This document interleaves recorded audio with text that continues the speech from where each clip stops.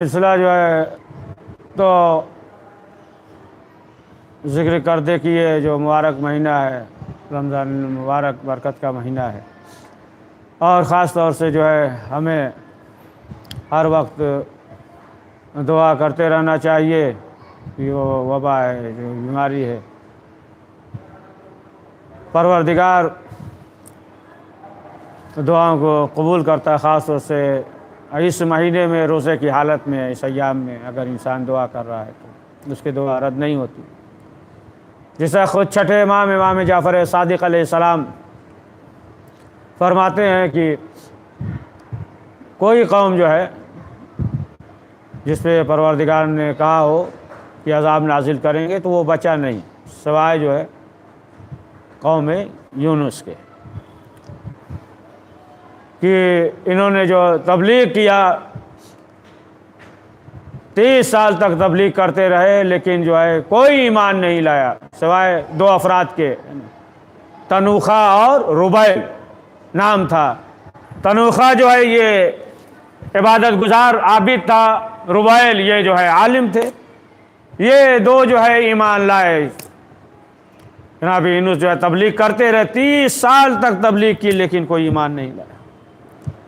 تو آخر کار جناب یونس نے کہا کہ ہم جو ہے ان کے لیے بد دعا کریں گے، تو تنوخہ جو عابد تھا اس نے کہا کہ ہاں اب جو ہے بد دعا کر ہی دیجئے، اس لیے کہ یہ لوگ سن نہیں رہے، لیکن جو ربیل جو عالم تھا کہا کہ آپ اللہ کے نبی ہیں، آپ کی دعا قبول ہوگی، لہذا آپ جو ہے ان کے لیے بد دعا نہ کیجیے۔ لیکن جو عابد تھا تنوخہ، جناب یونس نے پروردگار کی بارگاہ میں ہاتھوں کو بلند کیا، کہا پروردگار ان پہ عذاب نازل کر۔ قدرت کی آواز آئی کہ فلاں دن فلاں وقت ان پہ جو ہے عذاب نازل ہوگا۔ اب وقت معین ہو گیا، جناب یونس جو ہے اس بستی سے چلے گئے، اور ساتھ میں یہ جو عابد تھا تنوخہ یہ بھی ساتھ میں چلا گیا۔ اب جو ہے ادھر قوم جو ہے پریشان ہے کہ وقت معین ہو گیا ہے، عذاب جو ہے نازل ہوگا، لوگ پریشان تھے، تو وہ جو عالم ربیل تھے انہوں نے کہا گھبرانے کی کوئی ضرورت نہیں ہے، کہا کہ اب ہم کیا کریں، کوئی راستہ؟ کہا ہاں ایک راستہ ہے کہ سب جو ہے ایک بیابان صحرا میں آ جاؤ، مائیں اپنے بچوں کو اپنے سے جدا کریں، جانور کے جو بچے ہیں وہ جدا کریں، بغیر شیر کے سب جو ہے ایک جگہ جمع ہو جائیں بیابان میں صحرا میں، اور سب جو ہے پروردگار کی بارگاہ میں دعا کریں۔ پروردگار وہ ارحم الراحمین ہے، جب ہم دعا کریں گے تو پروردگار ہماری دعاؤں کو قبول کرے گا، لہذا سب جو ہے نکلے گھر سے، آمادہ ہو جائے، سب پریشان حال تھے، کوئی راہ بتائیے، بتایا، اب سب جو ہے آئے، اور آنے کے بعد سب گڑ گڑا کے گریا جاری کرنے لگے، پروردگار کی رو کر دعا کرنے لگے، یہاں تک کہ آیا ہوا عذاب ٹل گیا۔ جب آیا ہوا عذاب ٹل گیا، کوئی ہل چلا رہا ہے، کوئی جو ہے پھڑوا چلا رہا ہے، کوئی جو ہے مٹی کو ہموار کر رہا ہے، اپنے جو ہے کاروبار میں روزگار میں مصروف ہو گئے۔ اب جو وقت معین تھا عذاب نازل ہوگا، تو جناب یونس آئے کہ چلیں دیکھیں کہ بستی کی حالت کیا ہے۔ اب جب آئے قریب پہنچے تو کیا دیکھا کہ ایک شخص ہے جو کام کر رہا ہے کھیت میں، تو بہرحال وہ پہچانتا نہیں تھا، تو جناب یونس نے اس سے سوال کیا کہ بستی کے حالات کیا ہے، تو اس نے کہا کہ سب ٹھیک ہے، سب لوگ جو ہے اپنے اپنے کام میں مصروف ہیں، اور اللہ کے نبی جناب یونس تھے، اور انہوں نے جو ہے بد دعا کی، عذاب جو ہے آیا لیکن وہ عذاب ٹل گیا، یعنی وہ عذاب جو ہے ایک پہاڑی پہ جا کر گرا۔ قوم جو ہے پریشان ہے کہ وہ آئیں تو ہم لوگ جو ہے ایمان لائیں۔ تو بس اتنا سننا تھا، جناب یونس جو ہے غمگین ناراض ہوئے اور فوراً جو ہے واپس ہو گئے۔ واپس آئے، ایک دریا کے پاس پہنچے تو کیا دیکھا کہ وہاں پہ کشتی ہے، کشتی پہ سوار ہوئے تو ایک مچھلی جو ہے منہ کھول کر کشتی کے پاس یعنی سامنے تو وہاں آ گئی۔ تو مچا ملا نے یہ کہا کہ ایسا معلوم ہوتا ہے کہ کوئی غلام جو ہے اپنے آقا سے ناراض ہو کر بھاگا ہے، لہٰذا اگر کوئی ایسا شخص ہو تو خود ہی جو ہے اس پانی میں چھلانگ لگا دے تاکہ دوسرے افراد جو ہے وہ محفوظ رہیں۔ تو بہرحال آخر کار جو ہے قرآن اندازی ہوا اور قرآن اندازی میں جو ہے جناب یونس کا نام نکلا اور مچھلی آئی، اس نے اپنے منہ کو کھولا، چھلانگ لگایا، اس کے شکم میں رہے۔ خود جو ہے 5ویں امام فرماتے ہیں کہ 3 شب و روز جو ہے اس مچھلی کے شکم میں تھے اور تسبیح پڑھتے رہے، لا الہ الا انت سبحانک انی کنت من الظالمین، تسبیح پڑھتے رہے۔ بہرحال اگر یہ تسبیحات نہ پڑھتے تو اسی طریقے سے شکم ماہی میں رہتے۔ کار جو ہے یہی مچھلی، تو وہ مچھلی جو ہے دریا کے کنارے آئی، شکم کو کھولا، جناب یونس مچھلی کے پیٹ سے باہر نکلے۔ اب جو باہر نکلے تو کمزور، جلد جو ہے سبز ہو گئے تھے، بہت نازک ہو گئے تھے، پتلے دبلے۔ اب جو ہے دریا کے کنارے ٹہل رہے تھے، کیا دیکھا کہ ایک کدو کا درخت ہے اور یہ جو ہے اس کے سائے میں بیٹھتے تھے، جس کی وجہ سے یہ دھیرے دھیرے جو ہے صحت مند ہو گئے، یعنی اتنے کمزور، جلد جو ہے سبز ہو گئی، اور اسی درخت کے نیچے بیٹھتے تھے کہ جس کی وجہ سے وہ دھیرے دھیرے جو ہے وہ صحت مند ہو گئے۔ اب جب صحت مند ہو گئے تو ایک دن جو ہے وہ دریا کے کنارے جو ہے چہل قدمی کر رہے تھے، ٹہل رہے تھے اور جب واپس اس درخت کے پاس آئے تو دیکھا کہ کدو کی درخت جو ہے وہ خشک ہو گئی ہے۔ اب جو ہے بہت غمگین ہوئے، بہت افسوس کرنے لگے، بہت مایوس ہوئے۔ درخت خشک ہو گیا ہے اس لیے، تو کیوں؟ کہا اس لیے کہ اس درخت کے نیچے جو ہے ہم بیٹھتے تھے، اس کے سائے میں بیٹھتے تھے، جس کی وجہ سے ہم صحت مند ہو گئے، اور یہ کدو کا درخت خشک ہو گیا۔ قدرت کی آواز آئی، یونس اس کدو کے درخت کو تم نے نہیں لگایا تھا، اس کدو کے درخت کو تم نے پیدا نہیں کیا، اسے جو ہے تم نے پانی نہیں دیا، تم نے جو ہے کچھ نہیں کیا ہے نا، صرف جو ہے استراحت کر رہے تھے، کدو کا درخت خشک ہو گیا تو اس قدر جو ہے تم غمگین ہوئے ہو۔ اے یونس، یہ ہمارے بندے ہیں جو ہمارے لیے بہت پیارے ہیں، اور ان کے لیے بد دعا کیا تو کچھ بھی نہیں سوچا۔ اب آپ اندازہ لگائے کہ پروردگار کس قدر ارحم الراحمین ہے، کہ پروردگار جو ہے دعاؤں کو قبول کرتا ہے، اور اس طریقے سے انسان جو ہے دعا کرے، یعنی یقین کے ساتھ، توکل کے ساتھ اور صدق دل کے ساتھ کہ پروردگار کے علاوہ کوئی جو ہے ہماری حاجت کو پورا نہیں کر سکتا۔ گڑ گڑا کر دعا کریں کہ دیکھیں کہ جس طریقے سے انسان تمام چیزوں سے مایوس ہو جاتا ہے، یا مثلا جو ہے ڈاکٹر جواب دے دے، کہہ دے اب کوئی بچنے کی امید نہیں ہے، اب آپ دیکھیں کہ اس کی زبان پورے اس کے وجود سے، اس کے روئیں روئیں سے جو اللہ کی آواز آئی ہے پورے وجود کے لیے، تو دعا رد نہیں ہوگی۔ اور خاص طور سے آج کل کے جو دور ہے، جو حالات ہے، بے شمار جو ہے لوگوں کا انتقال ہو رہا ہے، میتیں ہو رہی ہیں، لہذا اور بے شمار لوگ جو ہے بیمار ہیں، تو ایسے موقع پہ خاص طور پہ روزے کی حالت میں دعا کریں کہ روزہ دار کی دعاؤں میں اثر ہوتا ہے۔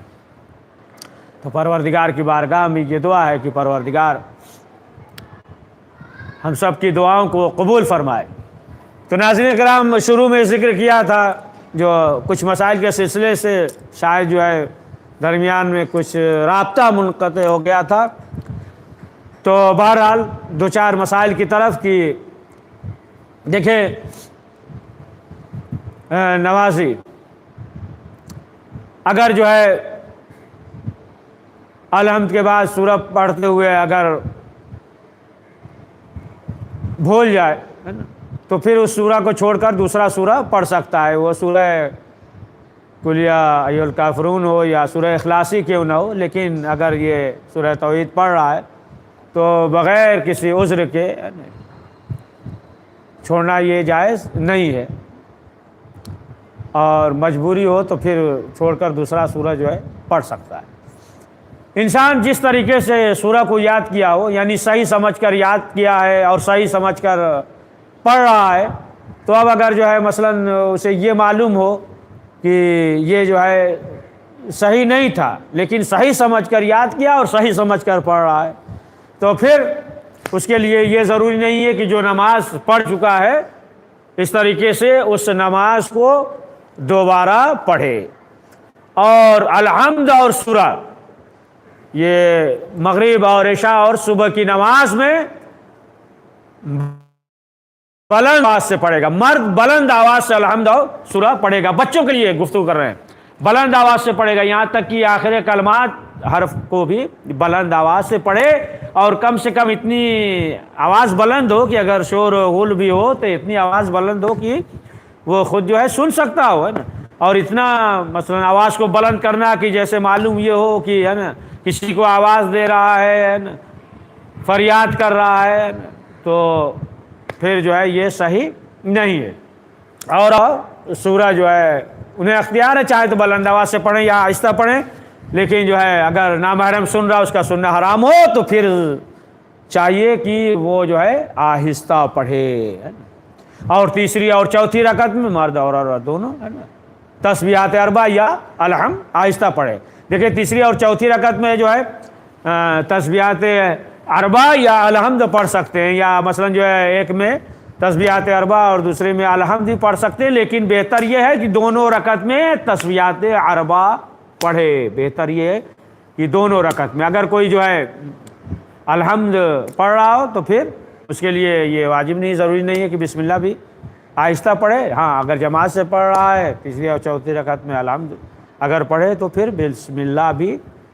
آہستہ پڑھے، یعنی احتیاط واجب ہے کہ بسم اللہ بھی آہستہ پڑھے۔ تو جو نماز بلند آواز سے پڑھنی ہے جیسے مغرب اور عشاء اور صبح اور ظہر اور عصر کی نماز جو ہے الحمد اور سورہ جو ہے آہستہ پڑھے گا۔ تو اب اگر کوئی جان بوجھ کر عمدن جان بوجھ کر ظہر اور عصر کی نماز میں الحمد اور سورہ بلند آواز سے پڑھے، اور مغرب اور عشاء اور صبح کی نماز میں جان بوجھ کر عمدن آہستہ پڑھے، تو پھر نماز باطل ہو جائے گی۔ اگر جو ہے عمدن کر رہا ہے تو اس کی نماز باطل ہو جائے گی، لیکن اگر جو ہے سہون ہو جائے،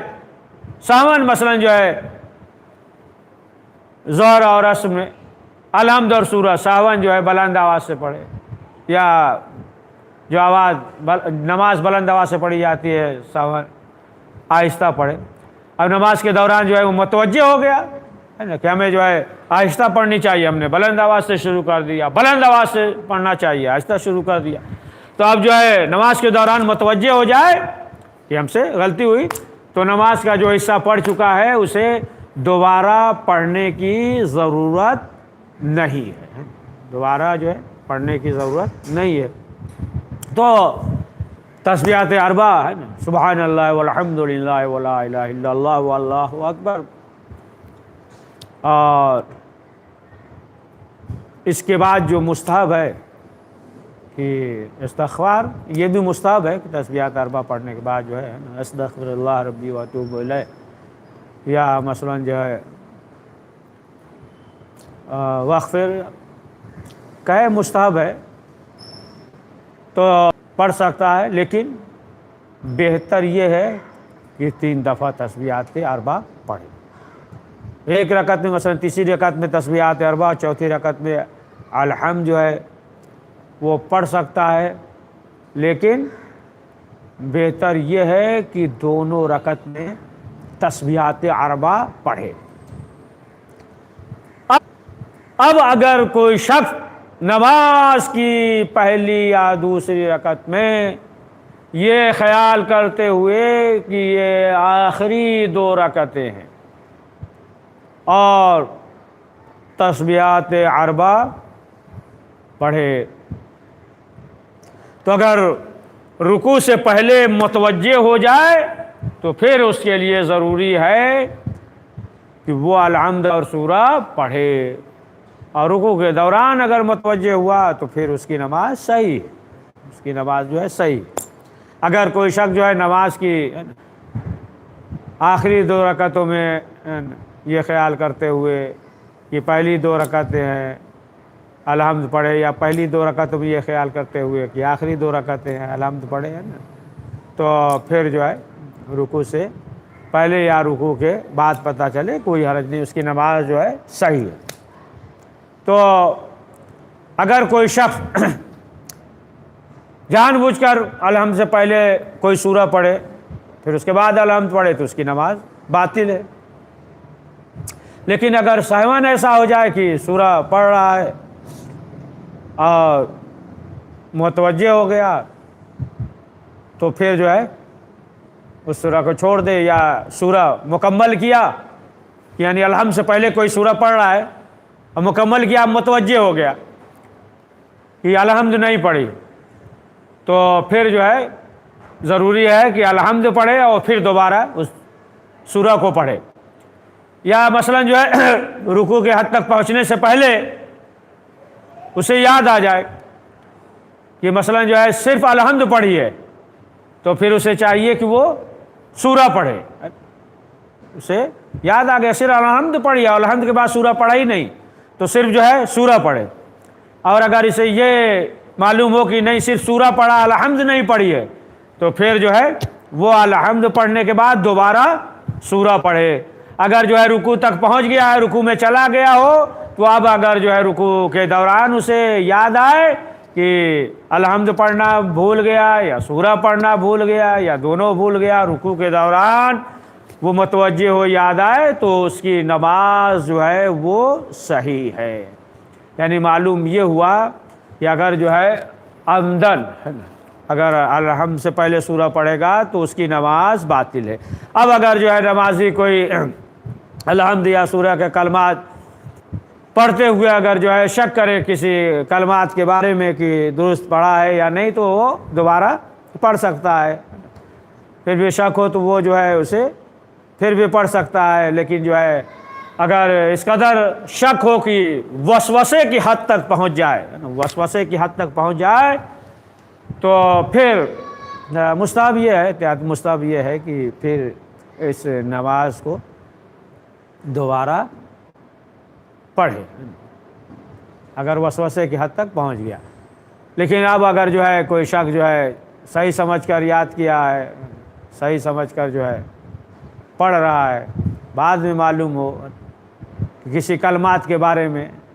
کہ جسے صحیح سمجھ کر پڑھ رہا تھا، صحیح سمجھ کر یاد کیا تھا، لیکن وہ کلمات صحیح نہیں ہے، تو جو نماز پڑھ چکا ہے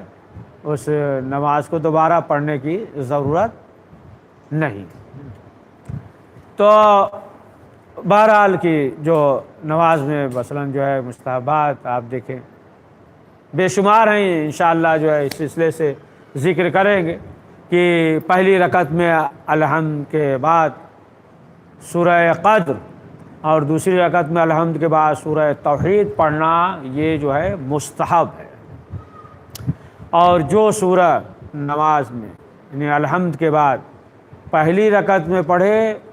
اس سورہ کا دوسری رکعت میں پڑھنا مکروہ ہے. لیکن سورہ توحید اگر دونوں رکعت میں پڑھے تو پھر جو ہے مکروہ نہیں ہے. یا نماز پنجگانہ میں کسی ایک نماز میں بھی سورہ توحید کا نہ پڑھنا مکروہ ہے. تو بہرحال مستحب ہے کہ نماز کی پہلی رکعت میں الحمد کے بعد سورہ قد، اور یہ بھی مستحب ہے کہ دوسری رکعت میں الحمد کے بعد سورہ توحید پڑھے۔ تو بہرحال انشاءاللہ جو ہے باقی گفتگو انشاءاللہ پھر ہوگی۔ آج روز جمعہ تھا، 10 روزہ مکمل ہوا، یعنی یہ ایک عشرہ جو ہے تمام ہو گیا، اور غروب آفتاب کے قریب ہم اور آپ ہیں، اور روز جمعہ شہزادی فاطمہ زہرا سلام اللہ علیہا نے رسول اکرم سے بیان کیا ہے کہ جب سرخی آ جائے آسمان کی طرف تو اس وقت جو ہے اگر انسان دعا کرے، بہت سے وقت اور لمحات ہیں، اسی میں سے ایک لمحہ جو ہے یہ بھی کہ روز خاص طور سے روز جمعہ ہے، ماہ رمضان بھی ہے کہ جب سرخی آ جائے اور سرخی زائل ہونے سے پہلے اگر انسان دعا کرے تو دعا رد نہیں ہوتی۔ لہٰذا یہ مل کر جو ہے ہم سب مل کر دعا کریں کہ پروردگار ہم سب کو زیادہ سے زیادہ نیک اعمال کرنے کی توفیق نصیب فرما۔ پروردگار علی ابن ابی طالب کی طیب و طاہر روح کا واسطہ، سید سجاد کا واسطہ، کہ جو بھی بیمار ہیں، مریض ہیں، گھر پہ یا ہاسپٹل میں یا جہاں کہیں بھی، پروردگار انہیں شفاء عاجل عنایت فرما۔ پروردگار یہ جو وبا ہے، یہ جو بیماری ہے، اسے برطرف فرما، اور اس وبا اور اس بیماری سے ہم سب کو محفوظ فرما، اور جو بھی اس بیماری میں مبتلا ہے پروردگار انہیں